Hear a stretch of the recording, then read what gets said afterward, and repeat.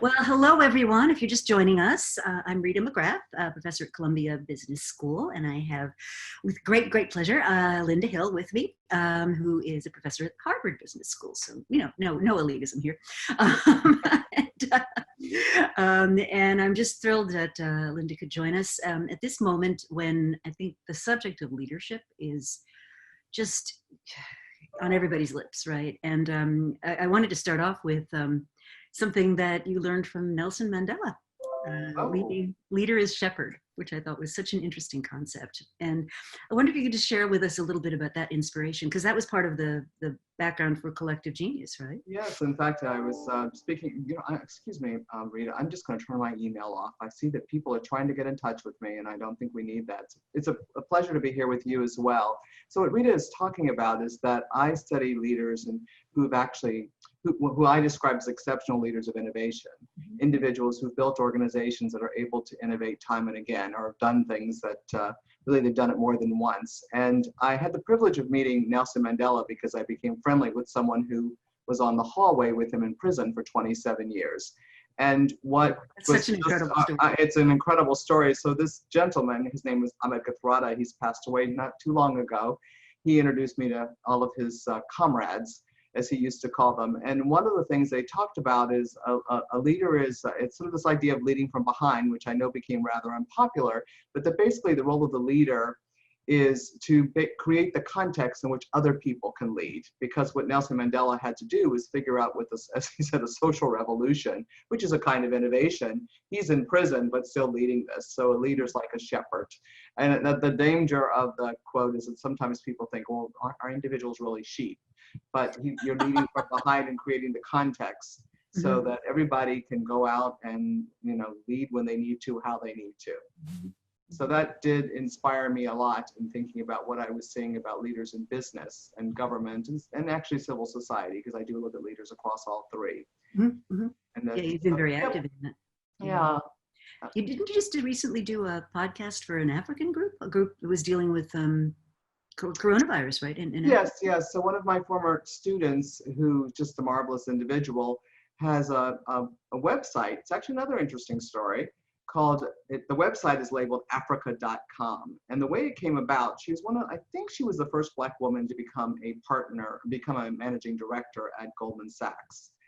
And she bought that domain name and everyone wanted to buy it from her, Africa.com. You can imagine why. And she decided, you know what, I'll do something with it myself. So it was actually a series of podcasts, actually. And 6,000 plus leaders called in to listen to it. So we ended up doing panels on a number of different topics. And so her own imagination about this was just marvelous. Within 2 weeks' time, she put this together because she wanted to make sure we looked at COVID-19 and the leadership challenges that Africa is going to face.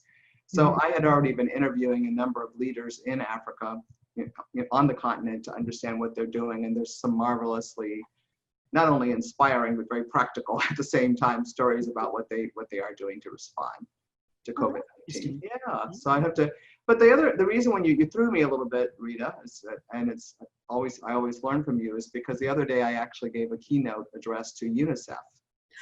Okay. And what that was about was a different quote from President Mandela. And that is that one of the most important roles of the leader is to make sure that the contrarian voice or the minority voice is heard. And I said that in response to, we have, as Darren Walker, the head of the Ford Foundation, said the other day, we're actually facing two colliding pandemics, COVID-19 and inequality. And so leadership matters more now than ever because there's so much turmoil about systemic problems that are going to require a systemic response. They absolutely are. And I've been, as you probably know, I've been on this inequality thing for years now, which is basically, and I'm going to have Peter Georgescu later in the month talking about capitalism committing slow suicide. And which it is, it's just, and it does require a massive solution. But I want to come back to this notion of well, your book really, that leadership in the traditional sense has been something that we think we know, right? So leaders have this vision and they, galvanize everybody to follow that vision. And, we're Steve Jobs on a horseback brandishing a sword or something. And you come at it. He did it, but anyway, yeah. It's a great image, right? Flying a pirate flag. Yep. I'll stick with the pirate flag. But I think what you've pointed out is that's fine when conditions are relatively understood. Like when we know where we are and we know where we want to get to, that sort of rally the troops leadership can be fine. But when we need to figure out what the solution is, when no existing solution can kind of be pulled off a shelf and put into action, that requires a different kind of leadership. And I'd love you to expand on that notion of collective genius. Okay, yeah. So one of the things that we ended up doing, so I am a protege, as you know, Rita, of John Cotter and Warren Bennis, literally. I had the privilege of knowing and working with both of those men. Obviously, Warren isn't with us anymore, but John is.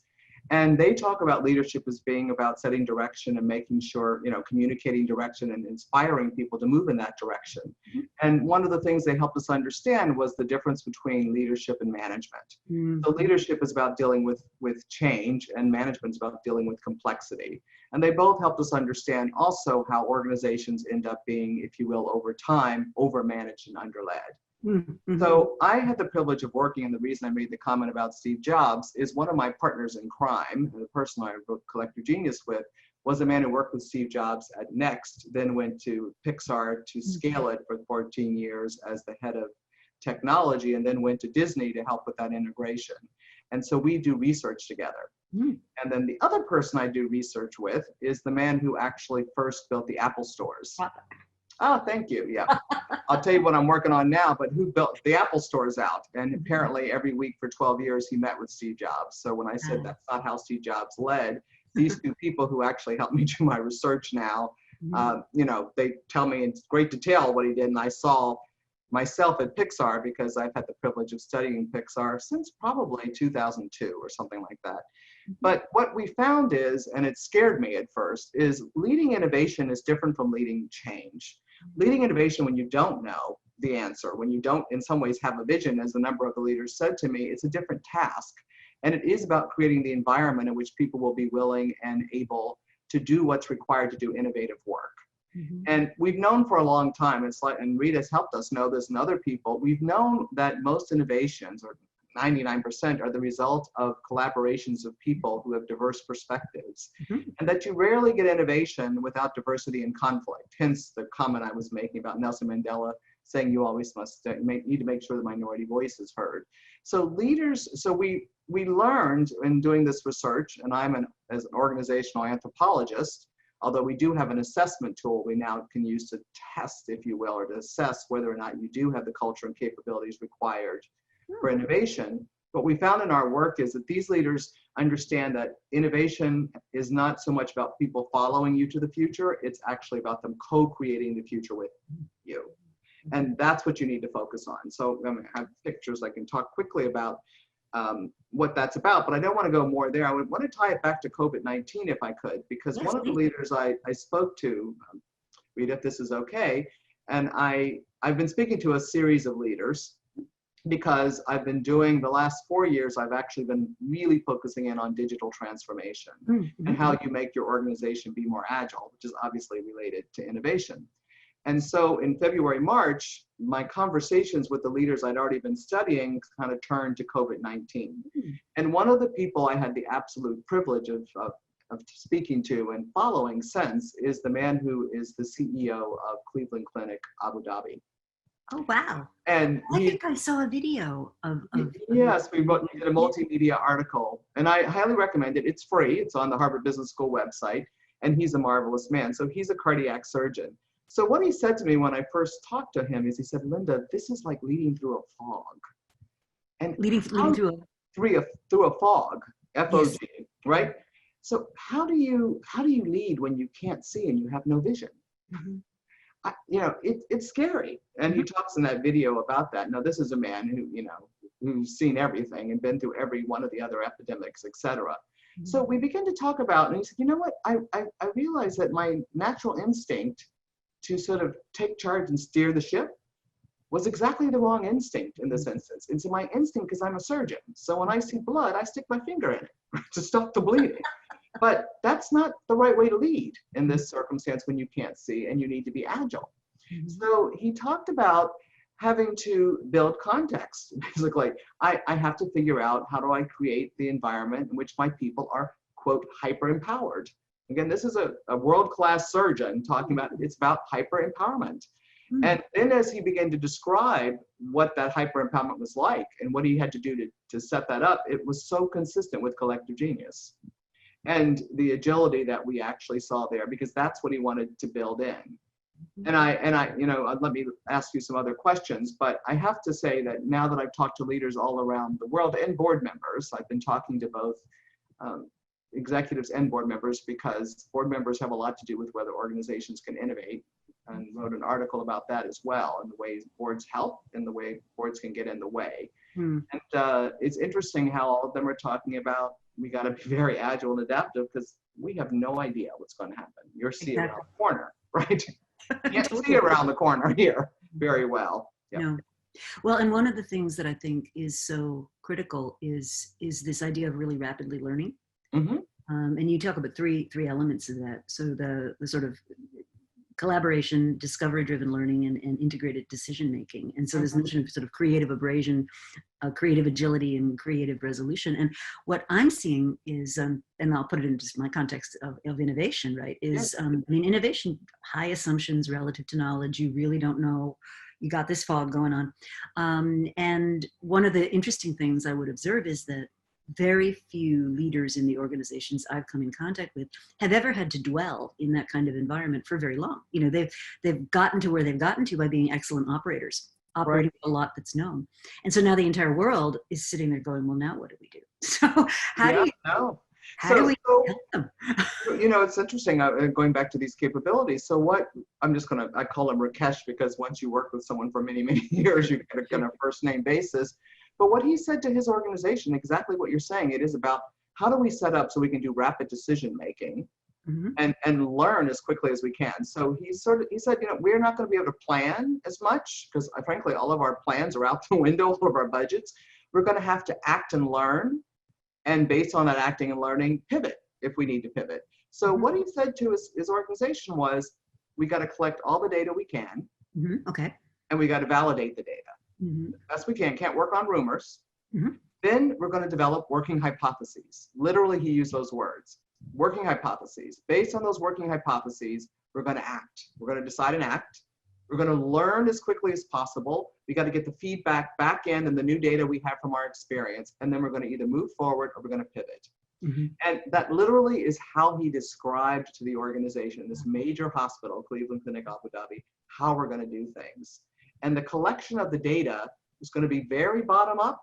Anyone who had relevant information. So even though he couldn't see, I'm here to tell you, Rita, he actually had put in testing in his hospital in January. He saw more than you and I because his people on the ground, some of the middle managers who were he said, look at our WhatsApps. Something's going on in China. And he described, I thought it was like a dot out there. And then suddenly by January, he was looking at what they're showing him because it's an organization where people can share with the top. And you know how hierarchical hospitals can be.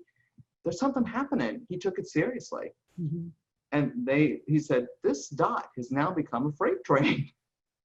We got to act, even if we're going to be criticized for overreacting. So this business of, you know, getting the data, trying to validate it, learn working hypothesis. This looks like it's becoming a freight train. We're going to act, begin to repurpose our hospital, find out about testing. All of that done in January. So even though he felt blind, he was obviously seeing a lot more than the rest of us earlier.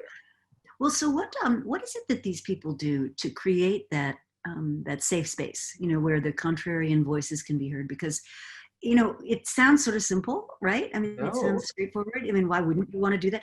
And yet you look at organizational practice, and I never cease to be just stunned by how hard it is for that kind of information, that, you know, first a dot, then a freight train, how hard it is to get it to penetrate to people that actually have decision rights. Yep. So one piece of it, when he said hyper empower, right? He pushed down.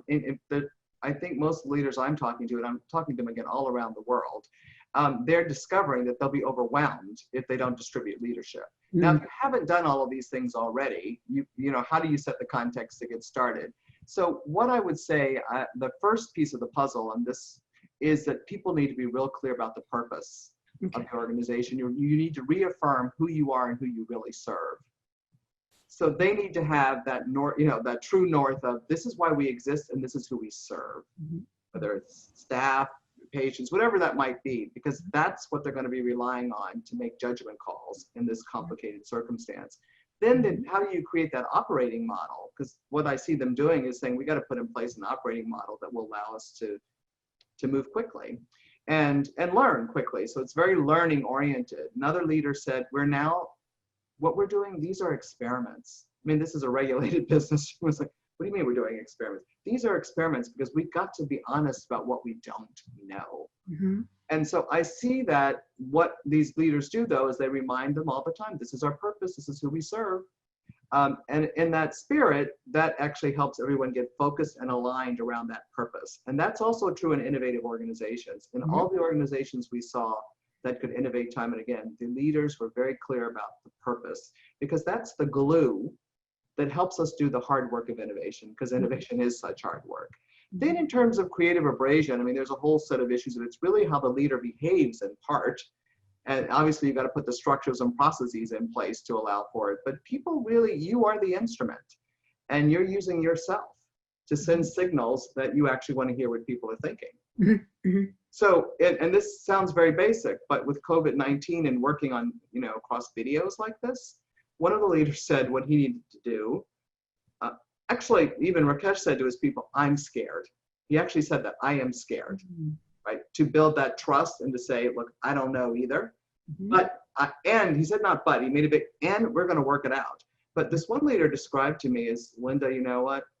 When we meet in our room, or, with Zoom or whatever it is, what I go around the room right away and say on a scale from 1 to 10, how are you feeling? So they do that first. They do that first. And he started doing it.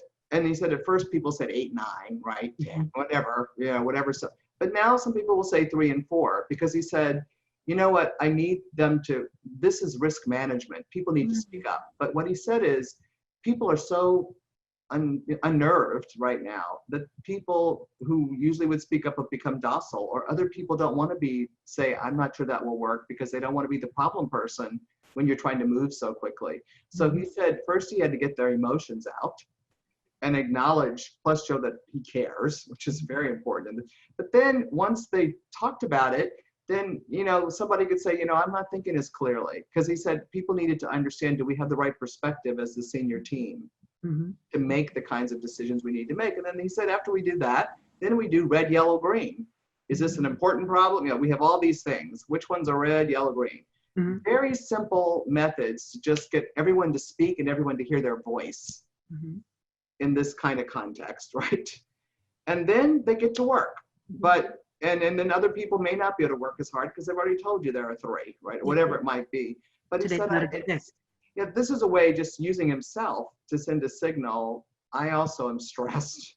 We all need to do this. We need to simplify a very complex situation and start moving.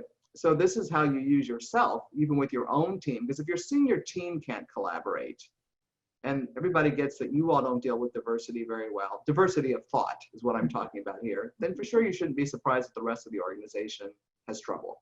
Right. And so, I mean, just talking about diversity, what have you seen that works in terms of getting those diverse perspectives? Because I just see organizations really wrestling with this. They do. And even, I mean, it's not a question of intention, I don't think. I think we're kind of past that, but that actual, how do I get those voices that don't get heard? And how do I, make sure that I'm actually open to different kinds of input and that I'm not dismissing ideas. I mean, I have this myself. I had an idea, somebody presented an idea to me the other day, and my instantaneous reaction was, oh, that's not the plan. And I was like, Rita, listen to yourself. Come on. No, it's funny, Rita. It's and I think again, when you're busy and you're stressed, you're not as open-minded. We know what the research tells us about what it takes for us to be open-minded, and particularly right now, it can be a little complicated. So I think there are a number of things that leaders do. I'm talking tactically a little bit now because I think that people are trying to figure out how do you move your organization forward. So another thing that I've been seeing is, so let me back up a minute. We actually wrote 2 books at the same time, so both books were late. There was another book we wrote called Being the Boss. And Being the Boss talks about leadership as being about 3 imperatives: managing yourself, managing your network, Right. and managing your team. Mm-hmm. And the reason I'm bringing this up is the managing yourself is such an important part of it. And also, so how do you get to, and managing your network is another part that actually helps you be agile and be open.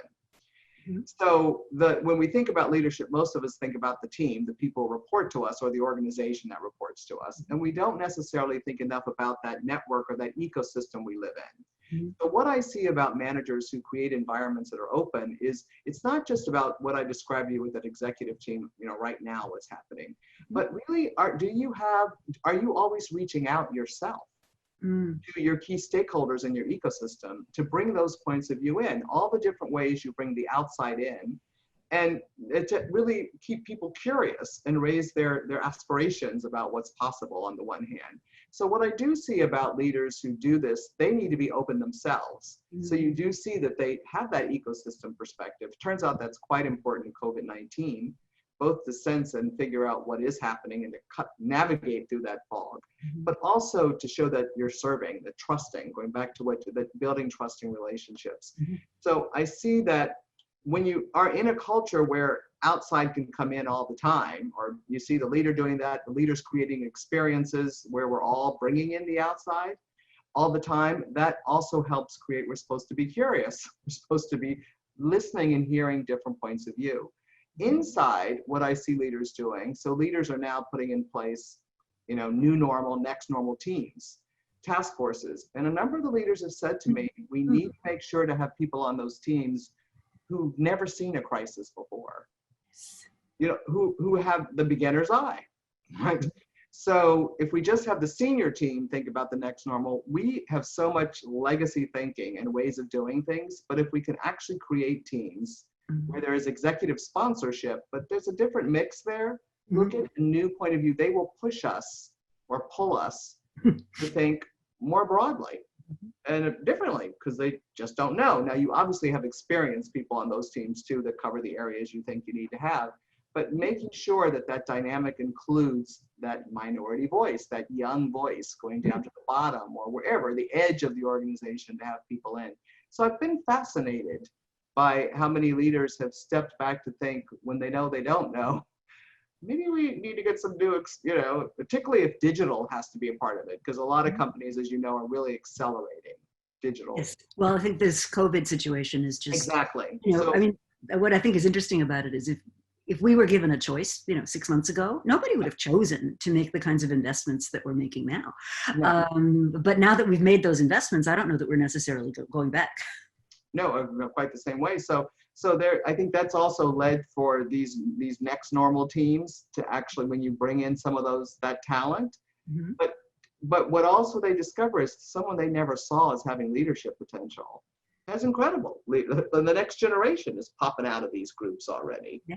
And so I think that you put a check and a balance on your own power. That's actually what you need to do if you want to make sure you hear other voices, either because of the structures you put around you or the kind of information that's coming in that you're all processing together. It leads you to get more used to hearing that minority voice. Another company, they had done this a little bit before, they gave Tableau, they gave visualization tools to some junior people and middle manager type people, and they created these whole new dashboards that are really important to working to measuring progress to get through this period of COVID-19. So again, once you empower people and you say to them, you know what, here's a tool for you to think about, what do we need to do? If they know the purpose and you really show you're focused on that purpose, you put in that operating model where more voices are already there to be included. They're not going to immediately speak up. You're going to have to push them along or pull them along. And you have a cadence. So I think what's happening in those companies that are doing that is, like, one company moved all the meetings together on the same day to stack them up so that basically we make decisions that they have to be escalated, they go get escalated, they get decided, and then they get deployed. So the junior people are seeing that, oh, something we did at 9 in the morning, we're actually acting on that day. Wow. So they're motivated Uh-huh. to speak up, right? Because Right. they see that they're having impact, which is what we know matters to people. Mhm. Not just having voice or giving Right. voice, but I see it happening. So Yeah. this thing with this tool, this visualization tool, 50 different, it's different ideas that they've started working on and using to measure progress now until they figure out what are the right metrics for us to know if we are moving in the right direction. Mm-hmm. Mm-hmm. And some of them, I assume, they'll drop, and some of them they'll keep going. And Exactly. So I think it's about unleashing talent and then harnessing it. So the whole thing about collective genius is, at Pixar, they said everyone has a slice of genius. And I love slice that of genius phrase. means your talent or your passion.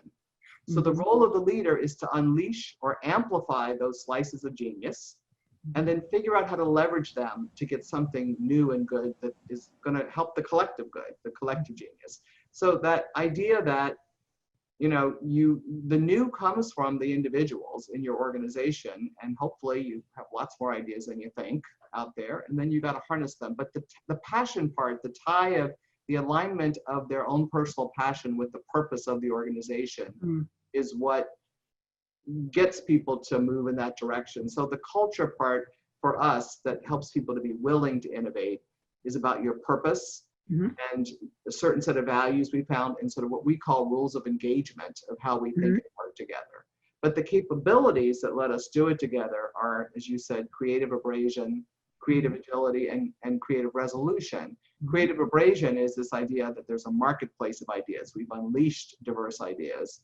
Through debate and discourse, we get a robust pipeline. Then we test them through discovery-driven learning, which is what many organizations, when they put design thinking or agile or lean, whatever, that's often about teaching people that agility piece. And then we make decisions in a way that we can actually combine the ideas that have come out of that process instead of letting one group dominate. Because even if you come out with lots of ideas and you sort of test different ideas, if in the end the bosses make the decision or the experts make the decision, equally bad, as opposed to something that's more integrative, in our friend Roger Martin's opposable thinking kind of I way. was just thinking about Roger. Yeah, no, definitely, that's what it is. Then you don't tend to get the most innovative solutions.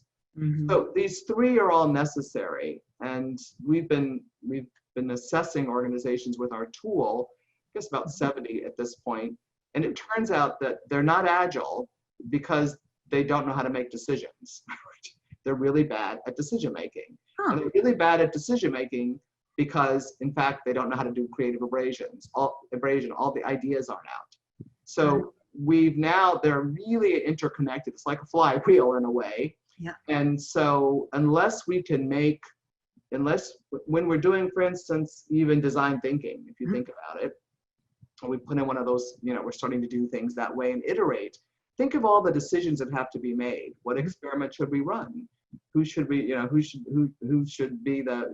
test it on? Once we get the results, how do we interpret them? Those are all decisions. And again, when you're making them, one of the things you're trying to do over time is also de-risk.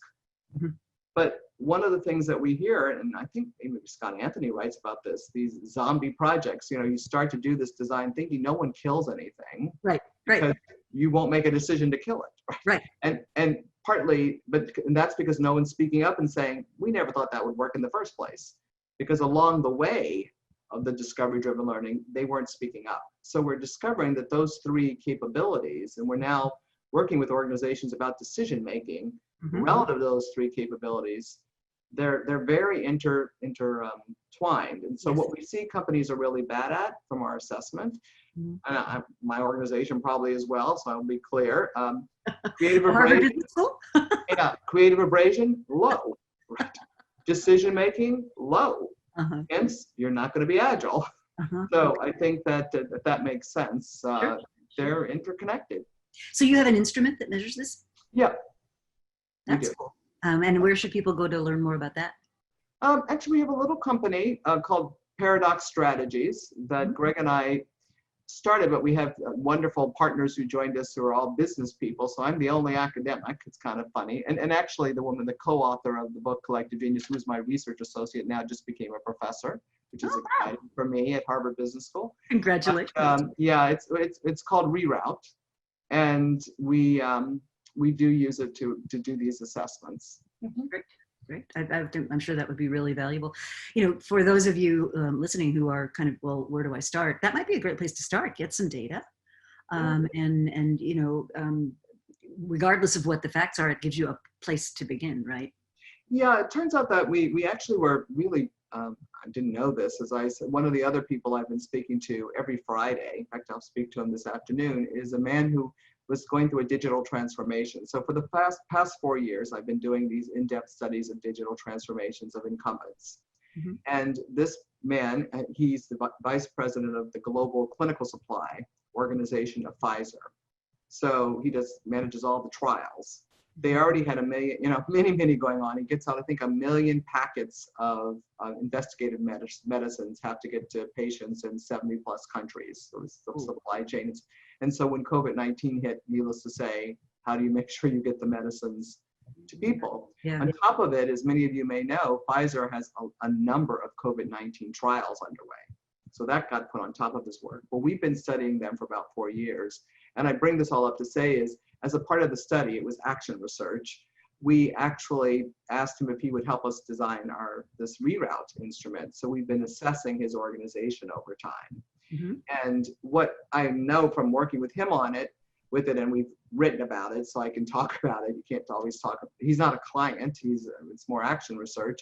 But it gave them a language for talking about culture and capabilities. And it's not just culture, it's also these capabilities. And so how do you really help, as you were asking people, the organization be better at creative abrasion? How do we really help us all get better at decision making? Mm-hmm. So I think the way the tool worked for them is it just gave them a language and an integrated way of thinking about where the gaps were that they needed to address and what was actually working, what was already there. For instance, they have a very, very clear sense of purpose. Mm-hmm. And so they were able to use that. Creative abrasion, the middle managers of his organization actually came to the senior management team and said, we would like to take responsibility for figuring out why we don't have more creative abrasion and fixing it. And they returned with an idea of a restructuring that would actually help them do it better. Huh. And so then they said, we're not going to escalate anymore. So you all be good. Okay. You tell us, but because you have to be very clear about what are the decision-making rights that any group has. And often, as you know, Rita, that's not clear. Right. Right? Who knows who really makes it? Yeah. I mean, and one of the things I hear when I get pushback about being more discovery driven as a leader, right? But one of the things I always hear is, well, how do I ensure that things won't go wrong or that there's no risk? And I'm often reminded of something Jeff Bezos talks about, which is type 1 and type 2 decisions. Type 1 decisions are entity threatening, highly risky, irreversible, hugely potentially costly, either in reputation or money or whatever. But type 2 decisions, you walk through the door. If you don't like where you got to, you walk back up. The other way, they're reversible, they're simple. And what I think does happen in organizations, especially as they achieve a certain level of success, is everything gets treated like a type 1. Yep. And so when I hear leaders saying, how do I control the risk? They're thinking of type 1 things, like any particular decision could take this organization down, and I think that's maybe not the right way to look at it. Oh, and particularly if you're in a regulated business, I was on the board of State Street and they're very regulated bank, et cetera. And so how do you think about risk? Mitigating risk, I mean, this is very simplistic in some ways, but very profound. As the leaders tell me, if people aren't telling you what they really think about what you're getting ready to do, then you are not mitigating risk. You want them to say, these are the pros and these are the cons, right? And what happens in most organizations, if you add to that the politics, I don't know, I think, Rita, I taught the Power and Influence course at Harvard Business School for a while. So the politics of it, which is why I also wanted that networking piece to be a part of how we think about leadership. Mm-hmm, the network is both inside and outside. The politics of organizational life, if you don't know how to navigate those constructively, you are powerless. Mm-hmm. You can't get those resources, so you won't speak up because you're worried someone's gonna, cut my head off or do whatever, as Mm-hmm. opposed to knowing how to exercise power and influence in a way that is constructive. So over time, you are pulling people in. Absolutely. Yeah, I just had a conversation with a person who's in an innovation lab in a major company. And what she was talking about is you got to be comfortable letting other people take credit. You just get the work done. I mean, I'm not, so if you have to be if you're really about focused on that enterprise, what's best for the enterprise, Mm-hmm. and this is what's best, and this is how you get it done, and you're partnering with others, not that you want to not get credit over time, but basically you just, as the innovation lab person, you're supporting the work of the business person. So once the problem is solved that they wanted solved, then let them take credit for you. And over time, when you do it enough for them, they're going to say, guess who helped me with this? Right? Uh-huh. Or guess what? Because that politic part of letting people own stuff, Mm-hmm. on the same, because part of it is the reason why a lot of companies have these labs is because those other business leaders don't feel like they can take even type 2 risks. Mm-hmm. Right. Exactly. Because they got these metrics that are more short term, et cetera. Yeah. So I think that the way you mitigate risk is that you actually get out. These are the things that we think are potential problems. Mm-hmm. As we're going down and doing that discovery driven learning, we discover some things we thought were problems aren't so big, and others are really big ones that we didn't anticipate. Well, right. And So, when you look at digital transformation, I think, well, I've got an article just out, in fact, in Harvard Business Review on this. It's discovery-driven digital transformation, which is, when I look at digital transformation, the parallels to the innovation projects I was looking at, like back in the 90s, are so acute because when they go wrong because we're acting as though we have facts when all we have is assumptions. And so, the dysfunctional thing that happens is you give people way too much money too early. They form a team, they march off in this direction. Nobody bothers to ask the question.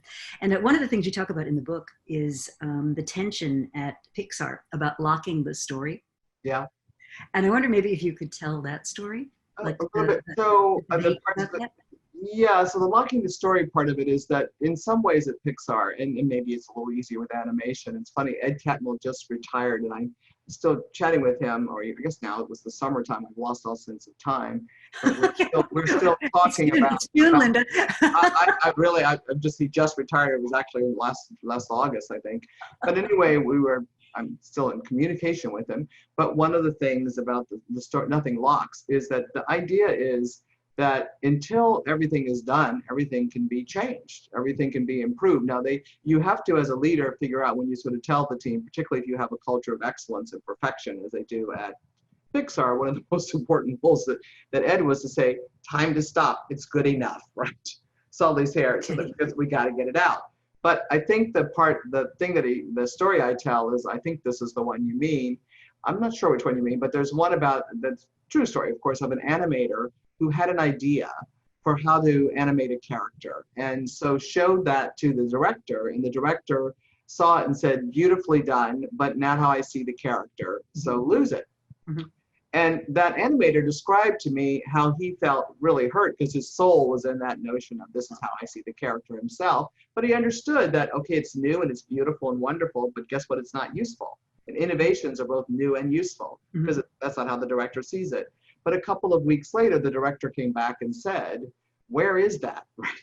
And he took it because he said, you know what, this is good. So what they say at Pixar, this is where the slice of genius comes in, is because that animator was able to share his slice of genius with the director had a much more nuanced sense of that story and was therefore able to tell a better story that had a much better outcome. So this issue of unleashing the new, figuring out whether it fits what you're trying to get done, but then, if it doesn't, it was beautiful, it was new, save it for another day, or maybe you'll never see it.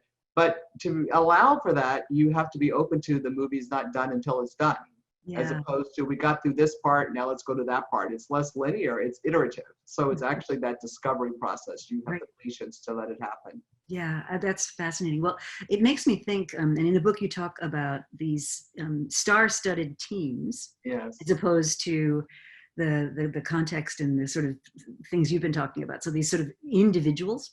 And what it made me think of is the thing that Jeffrey Katzenberg and Meg Whitman are doing, the Klebe. And I was just, before this call, I was just looking up some of the facts about them. They've raised $1.75 billion on the credibility of their names. But if you go into the history of the story, and I don't know them personally, but reporting. I know Meg, because Meg was, I studied Meg, her, the 10 years she was at eBay. They're one Oh, of is that right? Okay. Yeah, we studied that in depth. Yep, wrote a lot of cases about what went on at eBay. Yep. Oh, interesting. And was she that sort of collective genius leader, would you say? Yeah, it's interesting. She was, and actually what we describe in the book, I forget which chapter, we didn't actually end up writing about her. We wrote about eBay Germany. Because eBay Germany was the part of eBay that she felt was really the real innovative engine for the rest of the company as well. It's not so much so that's one, but we wrote, like, I must have written 7 cases and we just pulled out one. But one of the things that this group did, what I really understood from her, and I don't want to change the subject, or not many things, but one thing is, what does it really mean to build an organization where the customer has so much power? And that may sound ridiculous because of course the customer has power, but so few organizations, they helped us learn about community, what it is to have your customers feel a part of a community. And I related to that, and I'm weaving around a little bit, but to get back to where you are, when I first met Meg, probably the first or second meeting, she said, "What do you want to study, Linda? Do you want to study our globalization efforts, or do you want to study sort of our payment systems that we're going to have?" Because she said to me, the way we're going to make money is eventually going to be payments. So she knew strategically that we're starting with Beanie Babies, but where this will go. And if you may remember, eBay required that it be profitable growth from the very beginning. But setting up an organization that was truly customer centric, i.e., there are lots of arguments that it really was, how do we set up so that we serve the community of collectors, and then how do you make those transitions? So yeah, I think she would, because if you look at how she talked about people pushing back on her all the time, right? In fact, many people said she wasn't the right person to run it, if you recall, initially, that they have a marketing person, supposedly a techie, running this tech company. But her first thought was, one of the reasons she got the job was, she said, "I hope that the founder's not going anywhere." Whereas everyone else they interviewed said, "Is the founder going to be gone so I can do what I want to do?" Yeah. She actually, and she said, like, I hope he's staying. And so she did have much more of an understanding that it was a collective activity.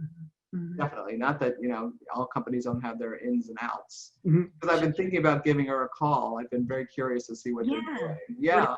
What made me think of it was this notion of individual superstars, which clearly Quibi has, right? And there's $1.75 billion worth of investors that think they have as well. And so what it made me think of, though, was, very famously, the Wall Street Journal kind of reported on, so she was brought in to be the CEO, but of course, Jeffrey Katzenberg is the kind of creative genius and the person with the sort of Hollywood connections and all that. And the reports are that there's a lot of kind of tension, but I mean, I haven't looked at it. No.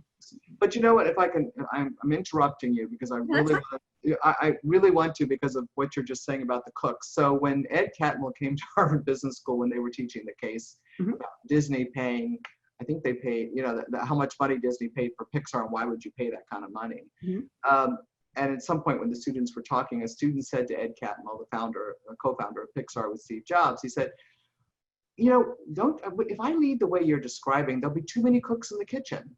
So Ed turned to him and said, "Well, which one of my Academy Award winning directors do you want me to fire, or animators, or excuse me?" I mean, but it's you need to get real. Do you know how hard business is? You need to have top talent, and you as a leader, and this is one of the ways that you'll get abrasion. Those people aren't backing down, right? They're not. They're talented. They're passionate. He said, "I have to learn how to get those cooks, those top chefs, to cook a beautiful meal that someone wants to buy. It's not about reducing the number of top chefs you have. It's amplifying, right?" So I think that, maybe, I don't know what's happening. I haven't really read. I just saw that Meg was there, what's going on. But you need the best talent you can get. And if you as a leader don't know if you don't hire people who are smarter than you, if you don't are always not upping your game, but it's how you manage. If you leave that talent that makes the difference, then you're not even going to have the raw material, if you will, to work with. So I guess one of the things, you're working on a new book, you said? I am, and I don't know exactly. Unlike you, Rita, I don't know how you do it. I'm still, maybe, I don't know, I'm going to blame it on being an ethnographer, so I have too much data. But, you know, it's on leaders in all kinds of organizations. And one of the, at the heart of it is looking at at incumbent companies. I think it's probably 2 books again, which is my problem. But I have been looking at, oh no, this is part of it. But this digital transformation, as you know, is almost less about the technology and more about whether the organization does have the culture and capabilities to do the kind of, to work the way we described, to collaborate, to do discovery-driven learning, and what's required for that. So building out this, one leader said, the mindset and the muscles necessary for people to use the data and the digital tools. That's the part that it can be even harder. And so the one book is about, one part of it looks at it kind of that way, but the other part of it that I'm not sure, so I think it's 2 books. Very much in all my work, I focus on what's the leader doing? You know, who is she? What do they do? How do they do it? How do they think? And so what I actually realized, there's another book there, or maybe they're all about what does leadership look like in the 4th Industrial Revolution. Yes. I won't, so it's really kind of a book about that I see, and different ways leaders are thinking about their roles and enacting those roles. So I think it's actually going to be that, and I don't know exactly how the digital transformation piece will fit in. I mean, they're obviously related, but the case studies range from Michael, who's at Pfizer, who we've been looking at for a long time, to a man who's building out a creative community in Singapore over, you know, just this huge thing, to a major consumer products company that is just, you know, trying to do breakthrough kinds of products now, as opposed to what they thought was more incremental. It's the whole range in different countries. One of the ones that's exciting is a woman who has an agribusiness in Nigeria. And just what she did with COVID-19, she ended up creating a new subsidiary, a platform where all African agri-tech companies could come and get technical assistance. And within 2 weeks' time, they've been able to get to small farmers apps on their phones to get their products out to the market. So it really a whole range of stories, and I write stories and narratives, but then I pull out what are the models or the principles that you can work on. So I think it's really about what leadership really needs to look like going forward. And so that network piece of leadership, the ecosystems you need to build, to be able to get your company to be able to be innovative. I know there's probably 3 books, but I think it's I think it's at least 2. So I think I'm getting ready to divide them. But one is, what does leadership look like for the next 10 years or 20? You know, we always say it longer. When we have these new kinds of tools, what do you need to know, and who do you need to be? And then how do you live that, enact that in the kinds of organizations you need to create? So one of the things that Rita knows, we found when we did the work on what do exceptional leaders of innovation do, one thing is they build in their organizations and the culture of the organization that they're very data driven. That decisions are based on data. And data can be very broad. It can be qualitative, quantitative. But interestingly enough, you know, one of the things we're seeing is the role of how these leaders think about data and digital in a way that really is embedded in their innovative process, and then build the kinds of the mindsets and the muscles for people to use the data those way, like what I described, where you give it to the lower level people. Some of these, you don't have it over here in some AI department only. You actually provide these tools, let people use them to get their own work done better. So I think that's the book is going to be more about the kind of leadership we need going forward. And, you know, we haven't, as I said, the 2 pandemics, there's a piece of it that— I was going to ask about that. So, you know, I mean, you've got this incredible social, you know, sort of recognition, I think, of something that's been there all along, but now people are sort of paying attention. And you've got the inequality issue. And then on the other side, you've got this just sort of pandemic. I mean, a once in a lifetime event. You do. And you know what, Rita, I have to apologize to you. You've become too interesting and to our audience. You know what, I need to run because I have to teach a class at 12. Oh no! I don't know if you remember when we talked about this. Yes, you said you needed to get out a little early. I actually, as I'm an online professor now, and we're not quite done because I'm dealing with executives. So I you go do that. Ending very abruptly, and I want to tell you, it's been a privilege to speak with all of you, and you're just all blessed to know Rita because I learned so much from her. No, I'm always like, how do you do this? And how do you manage to be so clear, and get so much done?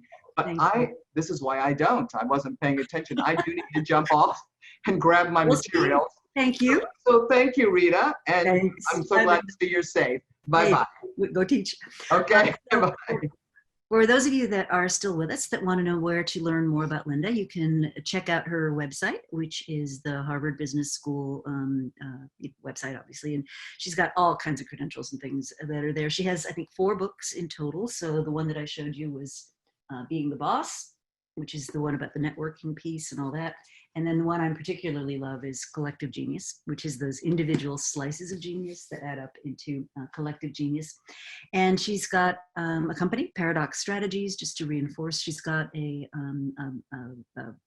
survey that they produce that allows you to actually get some assessments of where you stand on this collective genius style of leadership. So thank you all for joining us. If you have questions for me, as always, feel free to reach out. I'm rdm20@columbia.edu, so I'm pretty easy to find. And I'm looking forward to next week when we're going to be hearing from Patty McCord, who was the head of talent when Netflix was first founded. And she's got some really great ideas about kind of building on what Linda's talking about, how you get the best out of the talent that you have. And so I'm really looking forward to that conversation. So thank you, everyone. Have a great weekend, and we'll talk to you soon.